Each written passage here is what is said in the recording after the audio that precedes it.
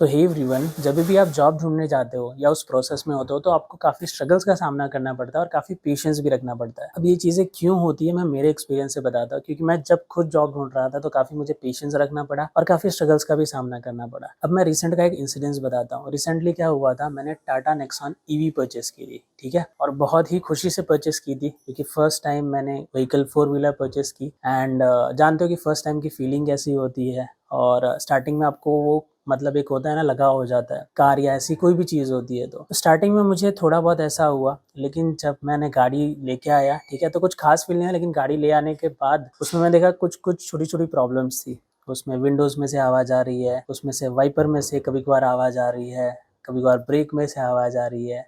सीधी-सी बात है, आप इतने पैसे स्पेंड करते हो, उसके बाद ये कुछ छोटे इश्यूज़ होते हैं। अभी रिसेंट में क्या हुआ, अभी कल मुझे सर्विस सेंटर मैंने गाड़ी दी थी, कल गाड़ी फर्स्ट सर्विस पे गई थी, तो सर्विस सेंटर से मुझे कॉल आया कि आपकी गाड़ी डैमेज हो गई है और उस पे डेंट पड़ गया है। तो ये मुझे कॉल आया तो उस वक़्त मेरा पेशेंस आप मानोगे नहीं, लिटरली बहुत मतलब टेम्पर एकदम ऊपर हो चुका था, पेशेंस एकदम लो, और लिटरली मेरी सिचुएशन ऐसी थी कि मैं क्या बताऊँ, ठीक है? अब मैं इतना टेम्पर क्यों हो गया सडनली, क्योंकि जब से गाड़ी ली तब से ही उसमें छोटे-छोटे इश्यूज़ थे, वो अभी तक उसका सॉल्यूशन नहीं हुआ था, प्लस ये चीज़ें हो गई। टाटा की सर्विस का ये एक इश्यू तो है ही, मानो या ना मानो। उनके सेल्स का एक्सपीरियंस बहुत अच्छा है, मैंने इंटरनेट पे भी देखा, और सर्विस का एक्सपीरियंस नहीं अच्छा है। आउट ऑफ 10 कस्टमर मतलब मान के चलो 3 कस्टमर का एक्सपीरियंस बुरा ही है। अब बारी ये आई कि जब मैं सर्विस सेंटर फिर मैं पहुँचा, मुझसे रहा नहीं गया। आप सभी को पता होगा कि मैंने कल की क्लास कैंसल की थी, ठीक है?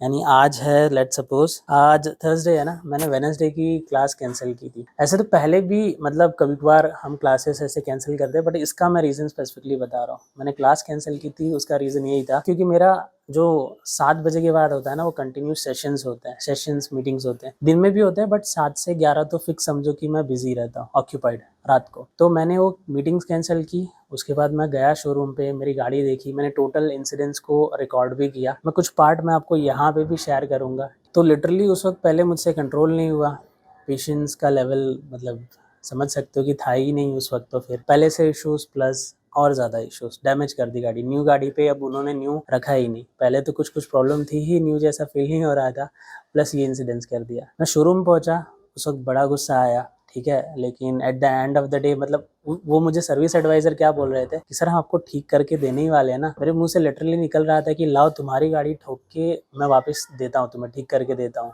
अच्छा लगेगा तुम्हें न्यू गाड़ी तुम्हारी ठोक के ठीक करके दूँ? ऐसे बहुत सारे इंसिडेंट्स हुए। तो अब बात करते हैं पेशेंस की। तो देखो लाइफ में इसीलिए जब अपना करियर स्टार्ट करते हो ना, जब देखो जब तक स्कूल कॉलेज में पढ़ाई करते हो तब तक पेरेंट्स पे मोस्ट प्रॉब्ली डिपेंडेंट होते हो।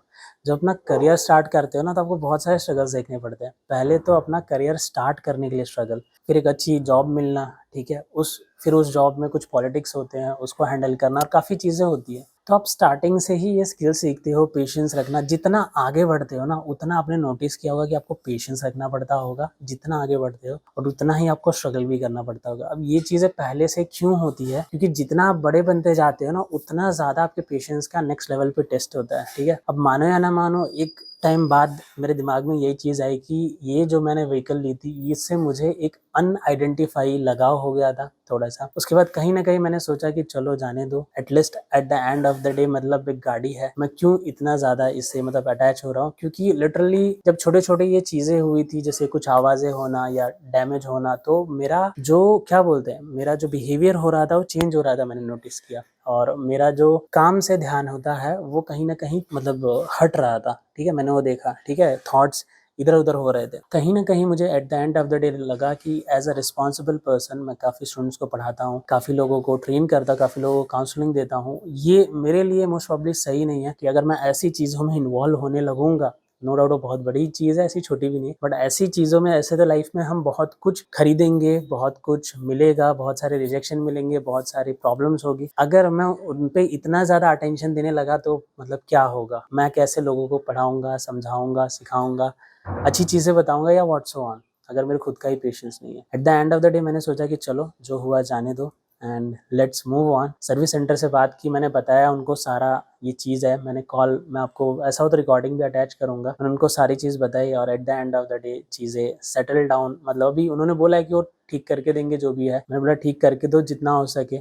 देखो एटलीस्ट मैं अज्यूम करता हूँ जो 100% डैमेज तो वो करके देंगे, लेकिन जो पहले के इश्यूज थे उसमें से 70% भी वो खत्म कर देंगे तो मेरे लिए बहुत है। मैं नहीं उम्मीद रख रहा अब उनसे कि वो 100% सारे इशू रिजॉल्व करें, बट अब मैं at the end of the day ये मान रहा हूँ कि मैं उतना ज़्यादा इमोशनली या ऐसे फंक्शनली भी मैं ज़्यादा उस पर अभी नहीं सोचूंगा, क्योंकि शायद ये एक टेस्टिंग पीरियड था मेरे लिए। आपके लिए भी ऐसे बहुत सारे टेस्टिंग पीरियड होंगे। एक होता है कि जब करियर में स्टेबल ना हो, आपके पास कुछ ना हो, फाइनेंशियली भी वीक हो, तब का स्ट्रगल है ना असहनीय होता है। ये बंदा, बहुत लोगों को ऐसा फील होता है कि मैं अंधेरे में हूँ, मैं स्ट्रगल कर रहा हूँ, रोशनी कब आएगी। लोग कहते हैं कि रोशनी मिलेगी, मेहनत के बाद फल मिलेगा, लेकिन कब मिलेगा। लेकिन देखो रोशनी आने के बाद या फल मिलने के बाद, अच्छे करियर में या अच्छा पैसा मिलने के बाद भी आपके स्ट्रगल्स कभी भी खत्म नहीं होते। अच्छा पैसा कुछ नहीं होता, आप लाइफ में हमेशा आगे बढ़ते हो, आपके खर्चे बढ़ते जाते हैं और चीज़ें आगे ही चलते जाती है। मतलब आपको पेशेंस हमेशा रखना पड़ता है, सिचुएशन को मैनेज करना हमेशा सीखना पड़ता है। हमेशा आपके पास दो क्रिटिकल वो होते हैं, एक काम होता है और एक पर्सनल फीलिंग्स होती है, दोनों को सेपरेट रखना होता है। काम को हमेशा मुझे लगता है कि फोकस ही रहना चाहिए, पर्सनल जो फीलिंग्स होती है उसकी एक स्पेस होनी चाहिए, उसका एक टाइम होना चाहिए। आपका